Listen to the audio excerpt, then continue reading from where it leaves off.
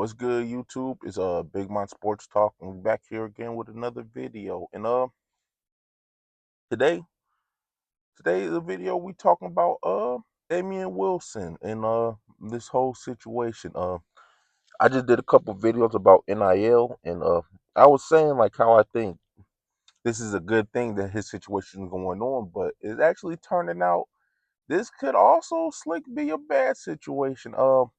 Basically, if you don't know Damon Wilson, he was a defensive lineman that played for the University of Georgia, but he ended up leaving and going to Mizzou. But what ended up happening is the University of Georgia, they sued him for around like 390 or $400,000 for breaching his NIL contract.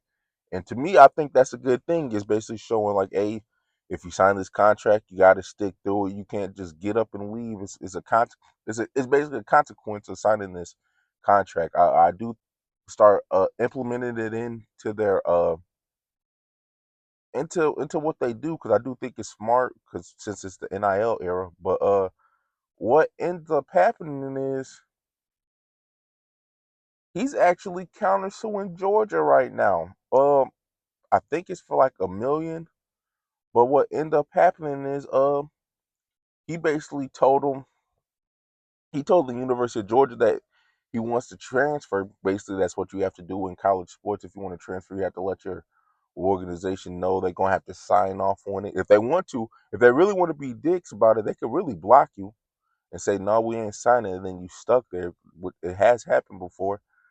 If they want to be dicks, they could do that. So on it. But what ended up happening is they was smearing his name to other teams he was trying to transfer to. Because coach is gonna call like your old coach to see like how you do, how are you as a person. Usually that's what they all do with transfer. And the University of Georgia was smearing his name, saying he had like a 1.2 million buyout. He wasn't doing this, he wasn't doing that. And I think that's wrong if Georgia was actually doing that.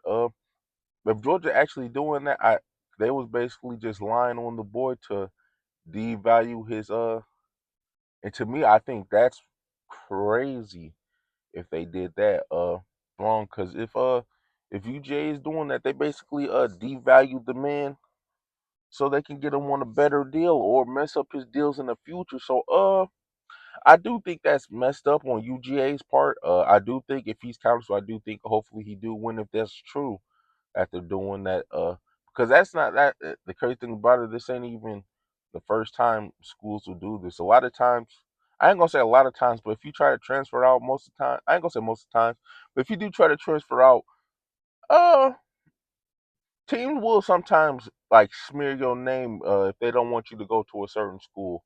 I mean, that's what. That's what I ain't gonna say what most coaches do, but coaches do that now. If you're trying to transfer out, and you may want to go to this school that's a better school, or they may try to smear your name real quick, say you're not good at this, you're not good at that. But then you got some coaches who'll be flat out honest and tell you if you're a great player, if you're doing all this, they'll flat out say it. So yeah, it's all about coaches. But if I do think they doing that, I do think that's crazy. Question today is, do you think Damian Wilson is wrong for countersuing? And you know my answer, I'll say no, I don't think he's wrong. I do think if they were smearing his name, like what he's saying, and telling teams he got a buyout, I do think that's worth a countersue, because you basically messed up my bag. I could have got a bigger deal, and you out here smearing my name. So yeah, make sure you put in the comments why, and yeah, make sure you also like and subscribe. Peace.